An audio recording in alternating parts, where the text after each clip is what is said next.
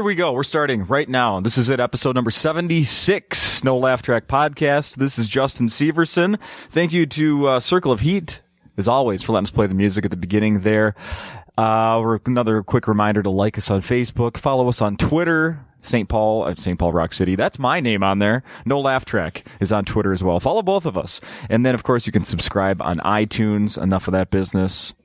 This guy right here, was on episode 13, which was like really 35,000 years ago. Wow. I looked today and I was like, 13. That doesn't, and that's, yes. Well, that's kind of, I mean, historically, that's kind of considered the turning point of the podcast, isn't it? Yes. Like where things started to just accelerate. People, that's what they always say. You put 10,000 hours into something and you might master it or at least get as good as you're going to get. Yeah. But with podcasting, it's 13 episodes. Yeah. So I've been coasting since then. Yeah. A plateau? I think, a peak? I think both. That's where Corolla, that's where it was episode 13. Yeah. Really sort of catapulted him. He was going like from 25 listeners to, 25 million. Yeah. At episode 13. Well, hey, I should say your name. Tim Harmston. Oh, Hi. sure. Tim Harmston. Hi. Yeah. Thanks for having me, Justin, and the NoLaughTrack podcast viewers. Happy Thanksgiving, I might say. Have a great holiday season, and we'll see you next year. See you there. Thanks for having me. Okay. Today is Wednesday, November 27th. Yep. That's my birthday. Happy birthday to me. Yeah, I told the gang I would try to pry it out of you how old you are, and it's up to you if you want to answer or not. There's still a 3 before. Ooh, okay. That's all I need to know. I still have a 3. That big one is very close, though. Wow. The big one is very, very, very close. Okay. Big, close. Too close. Too close. I want to ask you about something very current. Sure. In our lives. Sure. My favorite football team and your favorite football team played this past weekend to a tie. Yes. However, the Vikings lead in arrests in the last 2 weeks. Yep. 2 of them. You better check the stats, boy. Jefferson. Simpson. And reported today. Today? Aaron Henderson. Oh, Aaron Henderson, yeah. That's 3. Yeah, that's 3. That's That's what happens when you have no future. Like you're living in a bleak world where you're in Minnesota, it's cold out and your team sucks and the fans are negative and all the media is negative and there's nothing else to do other than go out and get a drink or 3 or 4 and then drive home, even though you have total access to a 1-800 number that you can get a ride to anywhere at any time. You could be an NFL player and you could be drunk off your ass in the Badlands of South Dakota and dial a number and they'll come get you so you don't get a DUI. Bud Grant will come pick you up.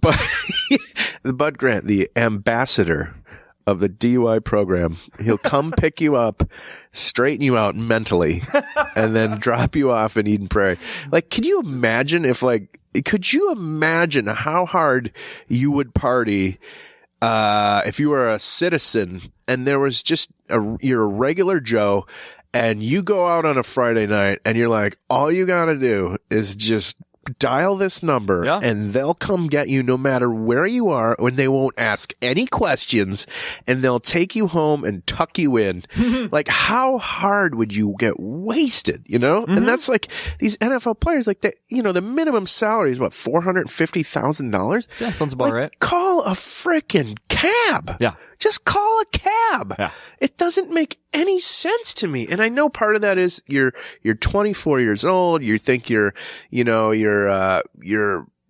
indestructible. Right. You're infallible. There's nothing you can do that will derail your career. But it's like, and then you get suspended, right?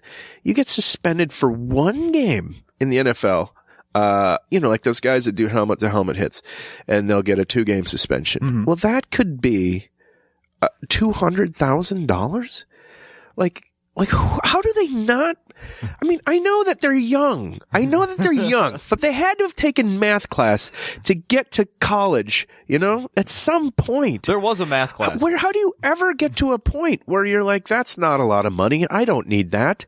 You never do. It's like, I could put down the weed and I could get a cab if I knew that it could potentially save me. You know what the cab doesn't have, though? The cab doesn't have the kick-ass stereo. Yeah, I guess you're right. Yeah. Forget I said all that. Remember there was the former Minnesota Timberwolf Eddie Griffin. Oh, yeah. Rest in peace. R.I.P. Yeah. R.I.P. He got busted. He was watching porn in the front seat while driving. Yep. Yeah. Yep. And then he, what I thought the story went, he was driving, he had an Escalade and he was watching porn and he drove through a Target, right? He went into a Target and he drove through and then he went out the back of a Target, right? Or was that a dream? That's like, that would be the best, like at a NBA player watching porn while driving Escalade, crashes into Target, drove around the inside of a Target for 3 hours before authorities were able to lay out the tire spikes and they caught him in housewares. He got stopped by one of those big red balls out front. Yeah, right. I'm picturing it. The car goes through. It's spotless. It comes out the other side. There's hangers up all the. It's like the Blues Brothers. Exactly. Yeah. No, that was unfortunate. I just, what? Like, I make fun of those guys a lot, but it's like, at some point, I'm going to probably do something dumb that I don't know how I try not to drink and drive. I've tried never to drink and drive, but it's like nowadays, like even in, I think is it Colorado or Utah where it's 0.5 to be where you get a DUI. Like some states are, it used to be 0.12 initially, and then it was 0.10. So you mean 0.05? Yeah, 0.05. Yeah. And then it was, most states are 0.08, and now some are 0.05, which is like a glass of wine. Yeah. So it's like, God, watch yourself. Just serve me in a thimble, please. Yeah, right. I mean, I guess the message that they're sending is just don't drink at all, which is, it's probably a good message, but. Even when people come, for example, down to a comedy show here at Acme, there are taxis. Don't drive home drunk from here. You're in a major metropolitan. I mean, the town I grew up in is 12,000 people. They have taxis. Like, there's no. Are there really in Menominee? Yeah. Were there when you were a kid? Yeah. Well, it was the sheriff. I mean, he would just. It was, but no. But even like the sheriff told. If you called the sheriff and said, "Look, I'm really drunk. I don't want to drive home," they'd probably be like, "We'll be right there." He did have a meter in his car as well. Yeah. Well, say, how much are you going to make as a sheriff in Menominee? So you got to supplement. But I just think that it just boggles my mind that these athletes just they just don't have any concept of how much money is at stake when they screw up like this. And I could lay off the weed for 10 years if I knew it. I could make $3 million. Yeah. Yeah. Uh-huh. So dare me. Someone dare me. Yeah. I mean, I don't even smoke weed, so it would be hard. But how about pizza? I don't smoke pizza either. I don't. If you said you can't drink a beer for 10 years, but I'll give you $3 million, I'm thinking that I probably wouldn't be able to do it. So when you really think about it, it'd be pretty difficult. It would be really hard. I mean, that's a great question. Like, would you give up beer for a decade for $3 million? I guess if you said all alcohol, then I would say definitely not. But if it was just beer, I guess I could become a wine drinker or whatever. But that's a tough question. Oh, I'd learn to switch if it was just beer. Yeah, if it was just beer, probably. I'd be the most expert connoisseur of what's a wine expert? What are they called? Sommelier. That's a country in Africa. You're wrong. Sommelier. I don't know what it is. I have a joke with that word in it too. I should learn. Oh, but could you imagine on the 10th day, like 364 days into that 10th year, and it's time. Like, the thirst. You've got $3 bills in your pocket, $3 million to go out and drink beer. What a day that would be. I wouldn't sleep the night before. Do you have a favorite bar you'd go to? Gosh, I don't you know what's funny is being a comedian, like we're in bars. It's like, so I don't really go to bar. Like if I find myself in a bar, it's usually attached to a comedy club. So it's like, there is not one bar in either here or in. There's got to be one back. How about one back in Wisconsin? Not really. No, I just don't go to bars, and that's good because there's nothing but trouble. If I drink beer, it's either at a show or at home, and I'll just buy beer and sit on the couch and watch football. So, but I just don't go to bars. So I don't know why. I don't like other people. I don't like strangers. I don't like dealing with crowds, and so I don't know. You just mentioned L.A. I just talked to someone like, I ran into those guys out in California. Now I can't even remember who that was. But how much time are you spending out there now? Probably 5 to 7 months a year, maybe. So yeah, we try to go out in the winter to do shows and to try to pitch stuff and stay. You know, got to show your face and try to stay active in the scene out there and do podcast, you know, be guests on pod. It's important, I think, to, if you know, are looking for opportunities in the theatrical or, you know, voiceovers or whatever to be where the work is. And so we go out there and, but ultimately we fly back here a lot to do shows, and comedy in the Midwest is it's pretty awesome. So there's so many good places to work and perform. So ultimately there's a lot of people that live in LA, but they tour in the Midwest. So there's a lot of comics that know that's true. The ins and outs of the airports in California. So, but even if you're out there just for 2 months, in the winter, it's a total bonus. So it's gotta be. Yeah. It's gotta be. Yeah. So, but then, you know, we're here in the summers and we love it. And it's great to be in Minneapolis. And, you guys are she's working this week as well here at the club. Yep. Mary Mac is here. Waiting tables. No, she's the featured performer, which is the person that is better looking of the three. That's what that means. That's what that means. Okay. Never was always confused. Good. She's the middle act, and you know, and she took it, you know, because we were touring separately, and when you're married, it's like you kind of have to try as hard as you can to be together when you're both, you know, performing. So I said, well, let's why don't you open up for me? We can spend the whole week together. And Lewis, the owner of Acme, said that is a great idea. He said no fighting on stage, and so, so we'll see if that works. And no, we don't fight on stage, but no, it's great because she's going to be working on her new hour of material to hopefully record, and I'm working on my new hour of materials, hopefully to record very shortly. And do you have plans for that? Yeah. I was going to record this week, but it's not quite there yet. And, okay. I have a bunch of new stuff that's not quite there, and so I'm working the kinks out on that, and then. And that shouldn't stop you from coming to the show. But that's only like 1%. Yeah, that's only like one joke, really.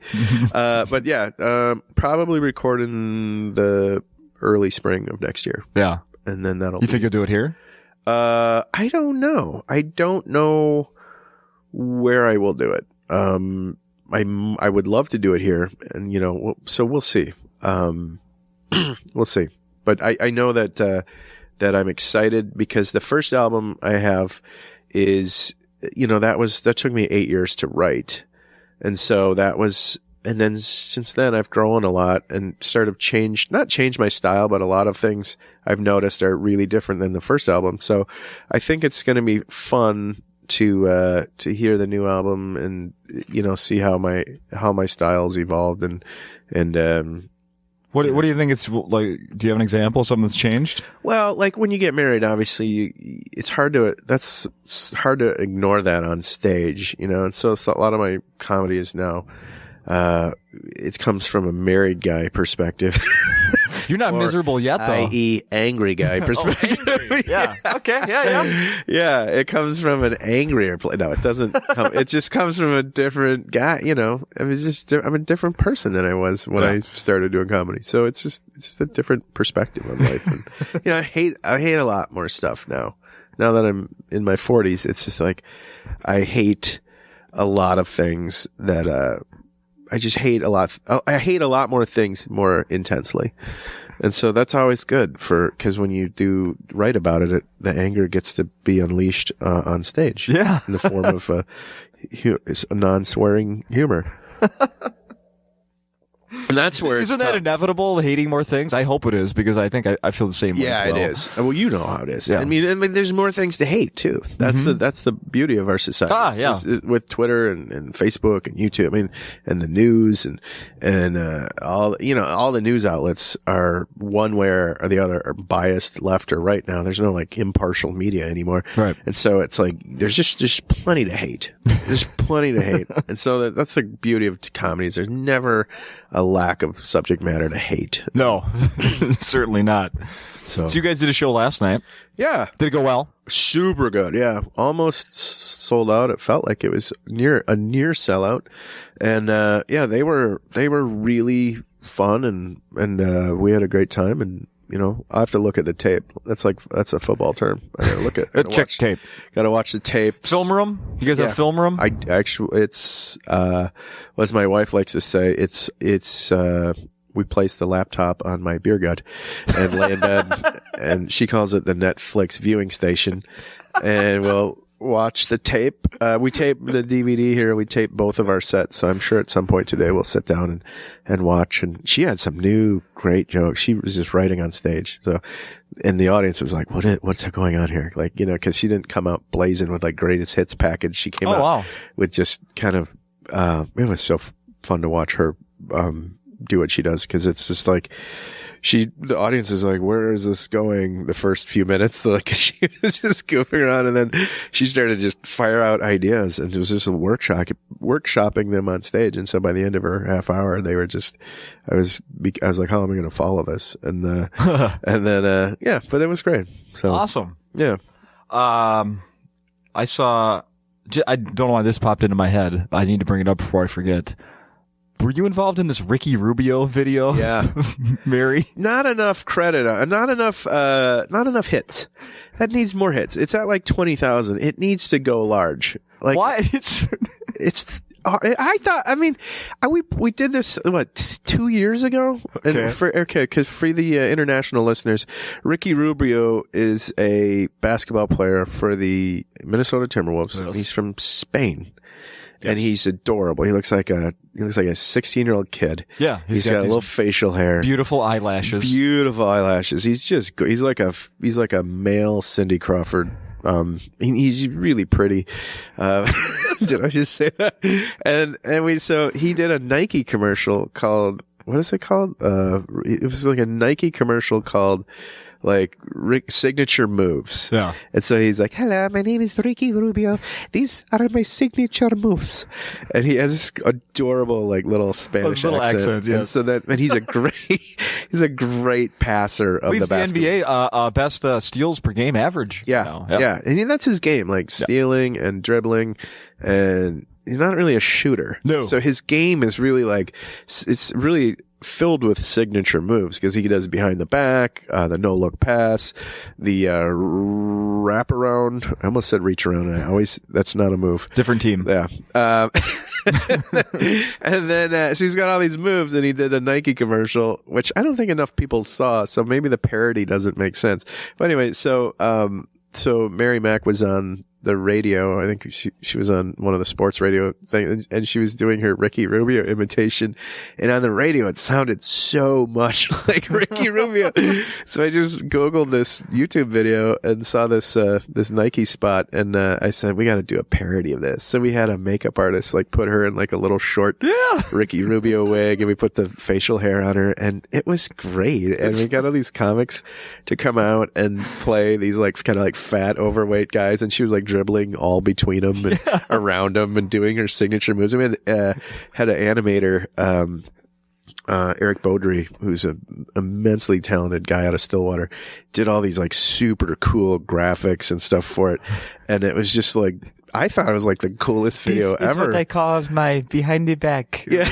I guess I kind of sound like Latka there. This is called wraparound. Yeah, and it's the most adorable thing. So go check it out. And I thought it was great. I had so much fun directing it. We just had such a blast. So, it didn't. I don't know, what is it at? Did you see how many hits? I don't remember. It was earlier this year that I stumbled upon it. I think it was at 20,000 hits. Oh, okay. The fun part is listening to the comments. Oh, yeah. Or watching the comments on YouTube because man, people love to hate comedy pieces. Yeah.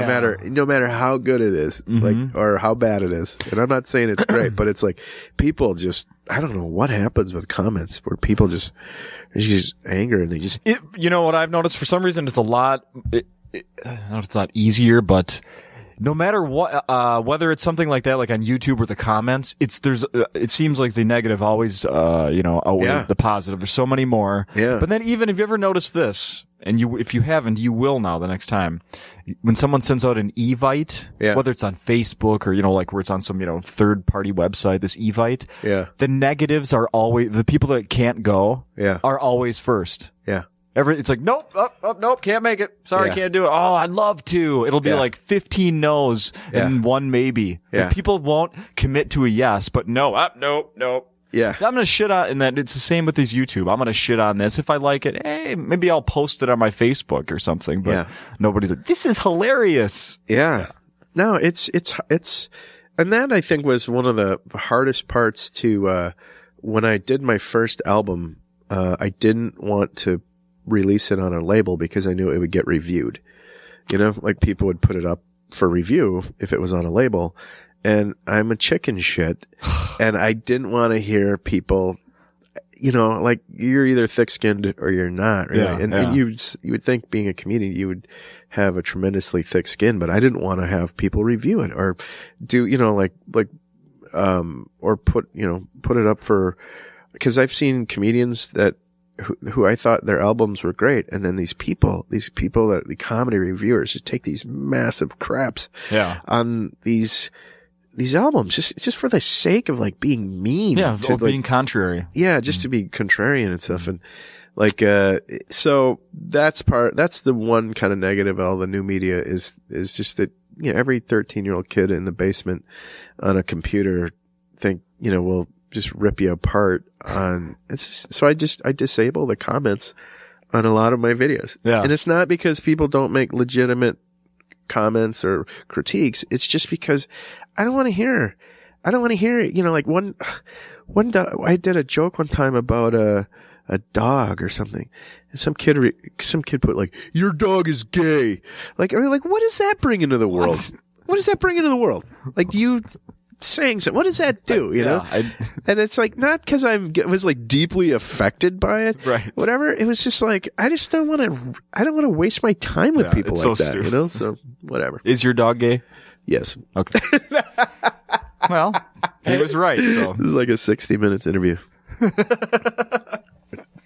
we have your dog right here. We're going to bring the dog out to talk. Actually, it's not gay.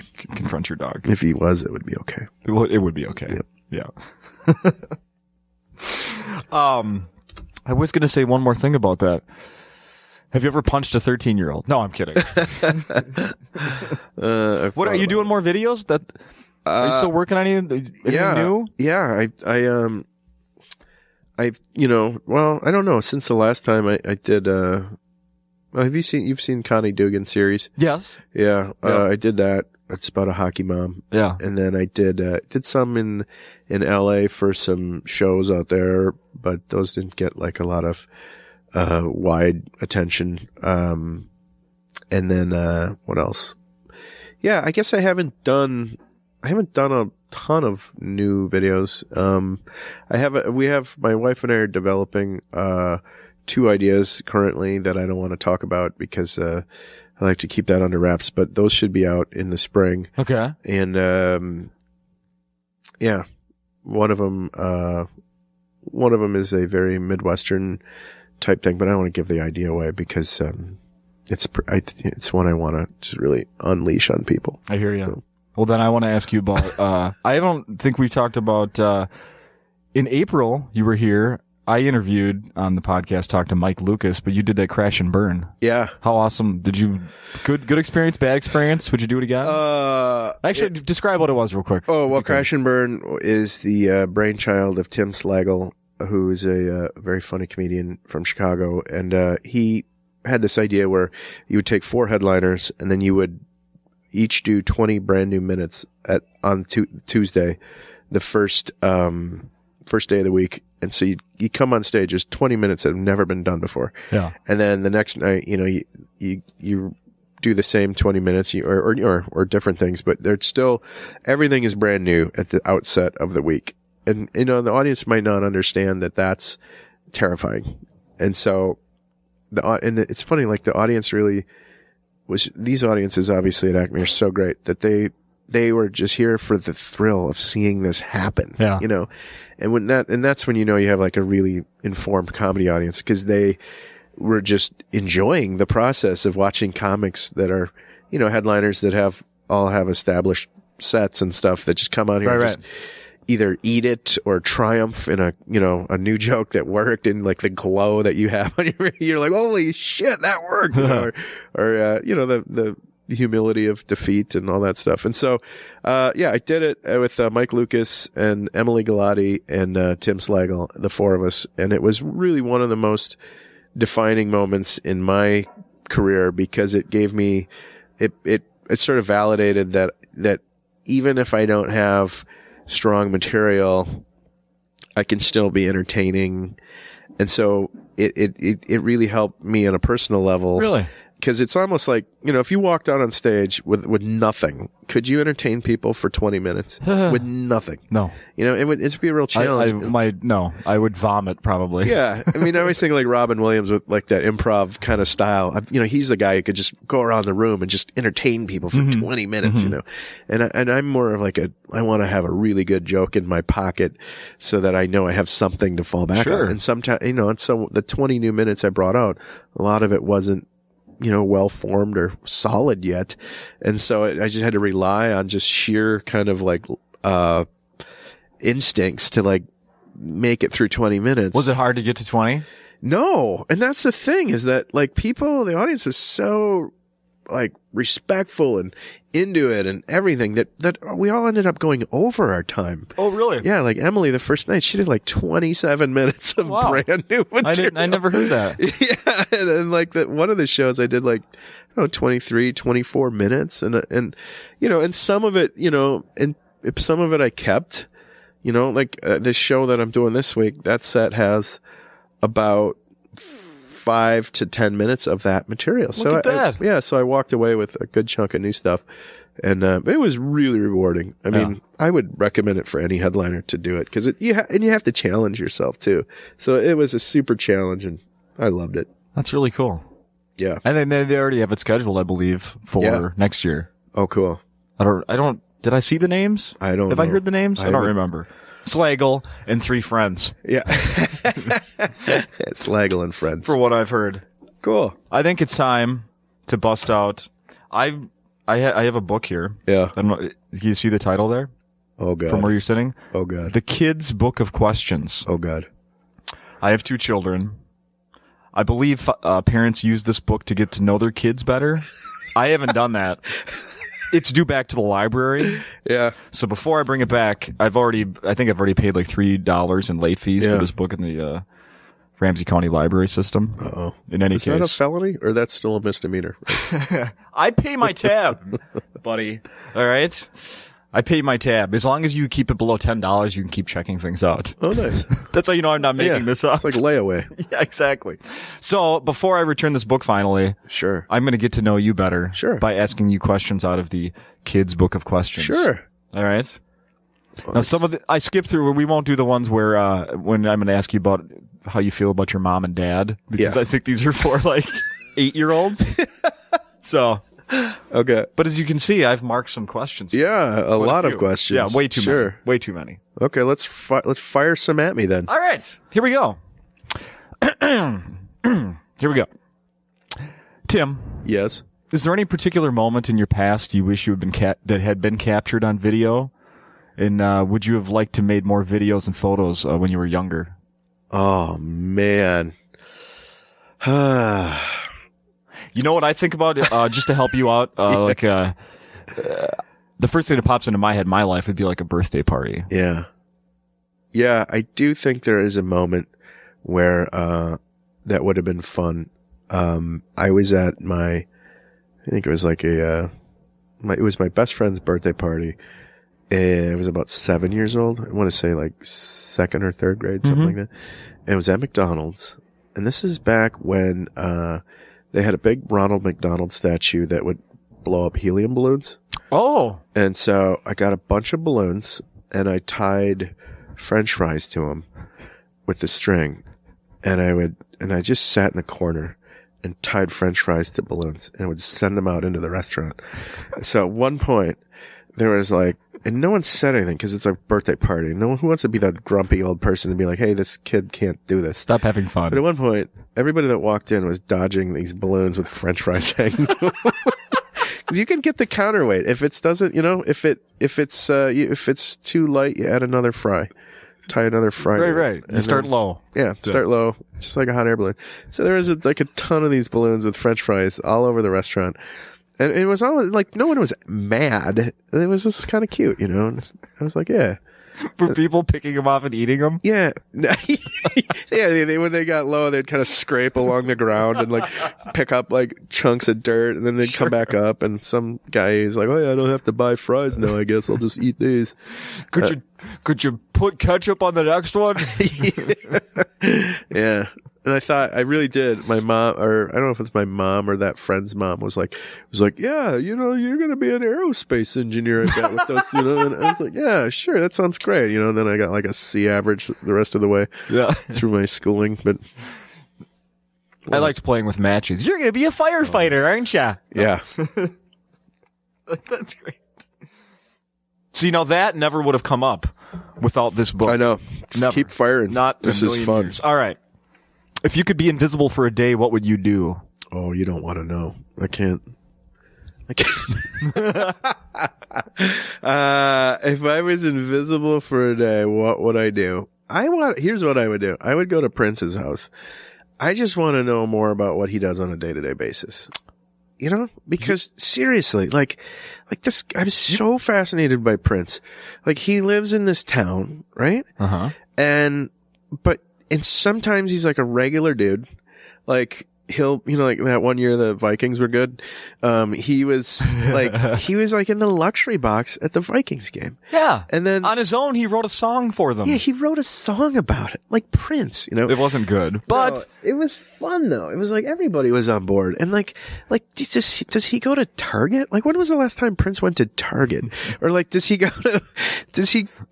I'm just like, he lives like 3 miles from where I live or 5 miles from where I live, but I never see him. Like and I'm a huge, huge, huge fan of Prince, like the biggest fan. But it's like, I keep running. I was at a concert, a few weeks ago, Janelle Monáe at the Skyway, and everyone knew Prince was going to be there. Everyone thought he would go on stage. He didn't go on stage, but he was sitting like, I don't know, 20 feet behind me. Yeah. And with like 5 bodyguards and an entourage of crazy people, good looking people. And, I didn't really get to see much of him because he was obscured, but it's just like, I know he goes out, but I'd love to, like, what is it? Do you think he sits home and he watches like Breaking Bad or like, he's on forums? Or during Sunday, is he doing what every other person is doing? Like sitting at home with the TV watching. Dearly beloved. Yeah. We are gathered here today. Watching the Vikings. Like, I'm fascinated by it. Bob Dylan is the same way. But I don't think Bob Dylan owns Minnesota as much as Prince does, Not really. Yeah. Because he doesn't really claim the connection anymore. Yeah, he doesn't claim it. He doesn't. I know they tried to make like Bob Dylan Day or Bob Dylan Parade up in Hibbing or whatever it was. Oh, every place he ever pooped. Yeah. Yeah. But he was like, nah, I don't think so. Come back to your high school reunion. Yeah. I would have passed. Yeah. I would have passed. Yeah, that's I like that, Prince. Because you have to think, is anything normal? Yeah. Like when when he stands in front of the mirror, is he? That's what I picture. He's standing in front of the mirror, brushing his teeth. Like, is it just some big extravagant? Yeah, I don't know. And then that's credit to him too, because too many celebrities really they give you too much. And yes, he's remained a mystery, really. Yeah. After all these years. My God. Johnny Carson was the same way too. Like, Johnny was really very private. And really never tipped his hand. Like, nobody knew who his friends were. Nobody knew anything about him. And he was just very private. You're right. And now if you looked at that book that was written about him, this came out this last month or 2 months ago. No, I did. I read King of the Night by, I think it was Lawrence Lemur. But no, there's a new book out. Yeah. And it's not flattering. It's not. No. It's like, I don't want to know. No. And the one I read by Lawrence Lemur, this was written a couple decades ago or a decade ago. It wasn't flattering at all. No. And it really, really was hard for me to hear some of these things, because I was just like, he was a huge drinker, and, but it was, even with all the things that I know, I still have such great memories, and, he will always be number one in my life. Me too. But now I'm just realizing I might be running the same risk. I got an early birthday present last night. It's a biography of Jim Henson. Oh, wow. There's no chance he was a bad guy. I don't think so. I don't think so. He's like Michael Landon. Yeah. Wait a minute. There are things about Michael Landon. But that's the thing. That's the beauty. Like, nobody wants to, you want to know, but you don't really want to know. Yeah. That's why I think if I was invisible and at Prince's house, I would, I would probably, I guess I would be pretty, I probably wouldn't do that, I guess. Because maybe the part of the fun is not knowing. That's true. Yeah. Mess with them. Yeah. Yeah. Why is my almond milk moving across the counter? If you had a dog, if you had a straight dog, not a gay dog, if you had a straight dog you really loved, and a mean neighbor killed it because it pooped on his lawn, what do you think should happen to the person? Ooh, is that really in a book about kids? Yes. Wow, that's a heavy question. I know, for a but they throw in the word poop to make it cute. Well, I know a couple of guys in Chicago that I'd probably have come up and deal with this situation. Yep. Yep.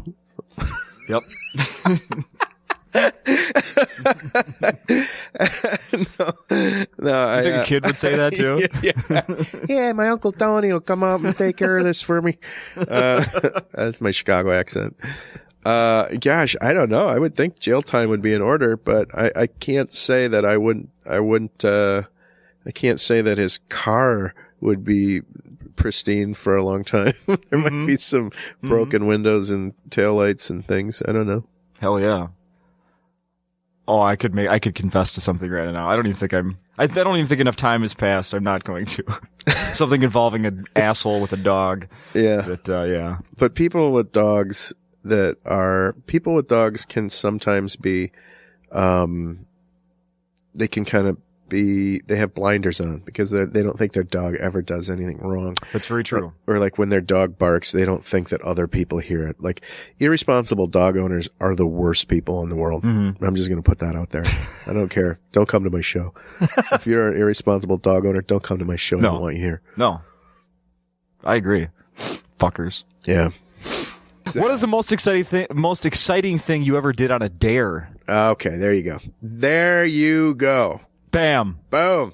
So in Jamaica by myself, about 12 years ago, in Jamaica, I'm at Rick's in Negril on the west coast of Jamaica. Okay. Small town. Yeah. Famous for its sunsets. Yeah. Rick's is probably the most famous bar in Jamaica. And, I went by, I'd just broken up with a girlfriend and I was really sad. And it was winter. I saw in the newspaper, like, all inclusive Jamaican trip for whatever. And I'm like, I'm just going to go to Jamaica and drink myself into a stupor. This is what I need. Yeah. So I went to Rick's and I was just getting loaded on Red Stripes and margaritas and tropical drinks. And, there's also a cliff diving, bar with cliff divers. Wow. So okay. You can sit on the patio, watch the sunset go down, see the Jamaican locals. diving. So I thought, if you're a man, if you're at all a man, I dared myself. You will go do some cliff diving. And granted, I had had a lot to drink. And so, and I asked one of the locals, I'm like, do any tourists ever dive? And when I was growing up in Wisconsin, we used to dive off of trees and bridges, and I was like a really good high diver. Okay. So he's like, yeah, not very often. So I said, well, I'm going to do it. So I went up and I climbed up to like the second tallest one, which is like, I don't know, 50 or 60 feet. And I did a giant swan dive off the cliff, and I went into the water so fast with such velocity, and you put your hands out in front of you to break the water, that my right arm came out of its socket. Ow, wow, And, wow.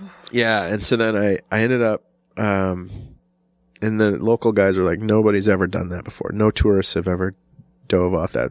So anyway, I'm in this small town in Western Jamaica with no medical hospital or facility. Yeah. So I just smoked pot for 5 days. Seriously? To limit the pain. And I paid a cab driver to drive me across Jamaica back to Ocho Rios so I could go to a doctor. And he said, sure, I'll drive you over there for $100. And then he took me up into the hills of Jamaica, and we had to make all these stops, these unauthorized stops in these towns where people had like guns and stuff. And Unauthorized stops? What? To pick up packages. Oh, packages. Yeah. Did he send you in? Pick up packages and drop off packages. And I thought I was going to get killed. You thought you were going to be used for a mule. Yeah. A mule. I thought I'm going to be dead. And, oh my God. Yeah, so that was probably the worst thing that ever happened on a dare. But I dared myself. I was like, I just like, it's one of those stupid things. So, yeah. And because of the story, I'm almost not going to focus on the fact that you went to Jamaica by yourself. Yeah, I was crazy. I really wanted to I think it was a self-punishment trip where I was like, I'm going to, because I was in this relationship with a girl, and I thought it might have been the right one. And then it kind of ended in a horrible thing. All I wanted to do was just get drunk and, just lay on a beach and be sad. And so that's what happened, and came home with a, would you recommend that? I think it's great. I mean, when you break up with someone, that's the worst feeling ever. So why not just go to Jamaica and get drunk and sit on the beach? So I have a perfect question for you with Thanksgiving tomorrow. Sure. If you could pick any food and have it as much of it as you wanted, but nothing else during the next week, what would you pick? Ooh. I'm gonna say dark turkey meat and cranberries. Yeah. Where are you going tomorrow? Right, I'm going to my mom's. Taking the little road trip. Yeah, little road trip, and she's small group, fun. And then back here, it's nice to have your mom close by. So she's an hour away. So we're just going to go over there and chill out. And I don't know. Your team plays tomorrow. Packers play tomorrow. Yeah. Packers and Lions. That's right. Do you have to bring any food? Yeah, I'm making some appetizers. Really? Yeah. You cook? Yeah, Sam? I do. I cook bacon wrapped jalapenos. Wow. Stuffed with cream cheese and cayenne pepper. Holy crap. Yeah. That sounds awesome. Yeah, it's great. If you're interested in a higher velocity diarrhea, I suggest that, because the jalapeno and the bacon, it's like that's a good mix, really. Yeah. The ATF tried to ban that recipe because it was considered an explosive. Shut up. But Charmin. Charmin lobbyists. Yes, that comes on the back of Charmin. You know how like there's recipes on the back of like rice-a-roni? Sure, well, yeah. They put that on the back of Charmin. They put my jalapeno bacon poppers. Cayenne pepper jalapeno bacon poppers. Right on the back. How about a plate of poppers? Tim, would it be worse to have to stay in your room for a week with a phone, computer? Would it be worse to have to stay in your room for a week with a phone, computer, and TV, or be able to go anywhere you want but have all electronic devices be off limits? Oh, the latter. Yeah. Oh, yeah. Yeah. I can live without stuff. I don't need TV. We don't have TV at home. We don't have, I'm not, like when you're on your phone, like people expect you to be accessible 24 hours a day.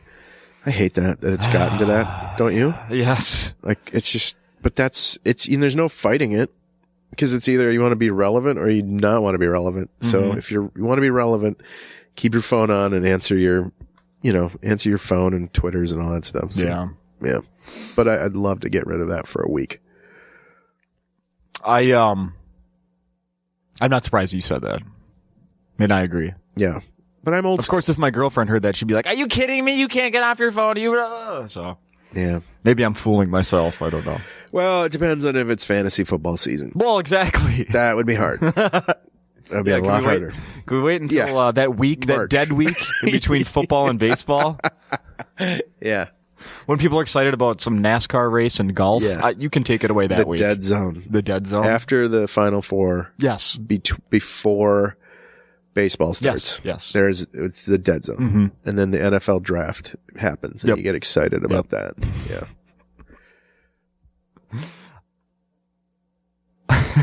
If a friend I'm just thinking about asking one of my daughters this. Oh my God. If a friend tried to show you a place on the internet where there are lots of dirty pictures, would you look at them? Never. Never. Lots of dirty pictures. This book, by the way, is in the St. Paul Public Library. This for kids. I found a place on the internet with lots of dirty pictures. Mom, I found a place on the internet with lots of dirty pictures. What? That exists? Not on this internet. Yeah. Oh my God. How do you keep kids could you imagine when you were 12 if there had been the internet? The internet? Like, oh my God. Well, first of all, I know that I would have had to have gone to a friend's house to use it because my house wouldn't have had it. But I think about that all the time, like waiting for the Sears catalog to show up. Oh hell yeah! Circling the things I wanted. The only way I could get anything close to the present I actually wanted from relatives is if they could order it through catalog. Yeah. Because no one lived in the Twin Cities, really, any of my extended family. Yeah. Oh God. Or remember when the Sports Illustrated swimsuit edition was a huge deal because it was like, your chance to look at women in bikinis in your own home. Oh, it's just like I still remember which one came the 1 year my dad had a subscription to Sports Illustrated. It was I think it was Kathy Ireland with a bikini made out of seashells. Yeah. Yeah. Good God. Mm-hmm. Yeah. And who was it? Elle McPherson, was she on it? Oh, Elle was on there. Oh yeah. And Brooklyn Decker. Yeah. That's current. That's more current. Yeah. Cheryl Tiegs. Yeah. Right? I think so. Yeah. Like definitely. Some 30 some years ago or so. All right, we'll do one more here. Where did I go? I marked one more here. If you had to pick a new first name for yourself, what would you choose? As I teased you on the radio the other day that Tim Harmston is actually a stage name and not your own. Yeah, yeah, right. It's a great stage name. If I had to choose a name that's not I would do something a little more aggressive. I think like Karate Harmston would be a catchy, like nobody wants to see a guy named Tim. It's like, it's so like 70s. Like I think Karate Velvet Harmston would be a sweet ass stage name or a regular name. And then, and then if I got big, it would just be Karate. Yeah. Like DJ Karate. I like that Karate Velvet. It's like both sides. Yeah. It's like fire. It's kind of smooth. Fire and ice. If you don't pay attention, he will kick your ass. Yeah. Yeah, I think I might look into that. I know there's a lot of paperwork involved when you change your name, but as soon as we're done here, I'm going to get that domain name and then sell it to you. Karate Velvet. Yes. Sounds good to me. All right. Anything else going on we should talk about here? Going on in Velvet's life? I wish I had some big booming announcement. We got Thanksgiving. You're going back to California probably soon. You know, I'm stage managing a big project for my wife. She's doing this big North Star Comedy Hour and Meat Raffle show at Cedar Cultural Center. Oh, she's doing it here. Yeah. It's going to be December 19th, and I'm doing some audio visual, some videos for that. So currently that's my focus, and making some funny videos and things like that. So that's in progress. And I'm not going to be in the show. I'm going to be the stage manager. And we're doing a dog fashion show for ugly Christmas sweaters for dogs. And, so right now we're interviewing dogs and looking at casting photos and things, going through the wardrobe process. And so we're doing that. And, that's December 19th at the Cedar. So we're excited, and there's going to be like music and comedy. And I don't know, it's just a great show. And so I'm doing the audio visual videos and stuff like that. So, and when you say meat raffle, there's a genuine meat raffle. There's a genuine meat raffle. There will be meat given away. It's not high quality. It's not USDA approved, or a lot of it's kind of low grade from Taiwan or wherever the dollar store gets their meat from. But it's more about the fun of winning something. In this tight economy of ours, everybody wants to be a winner of something or other. If you can leave somewhere with a souvenir that doesn't make you itch or anything. Some people have been blinded by some of the meat we've given away. Oh, well. Sight. Yeah. But yeah, thanks for having me. And this is always fun. Thank you, Tim. Good luck. Thank you. Happy Thanksgiving. Happy birthday.